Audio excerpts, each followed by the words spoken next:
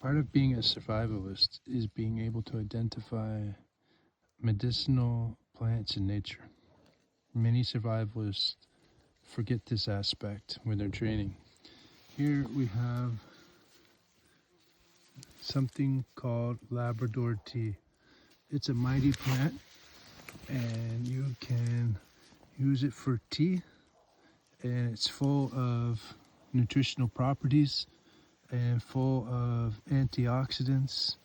It's anti-carcinogenic, and if you can identify that, you got a good tea and you got medicine for your body to make it nice and strong so you can keep going. Force Monk 9.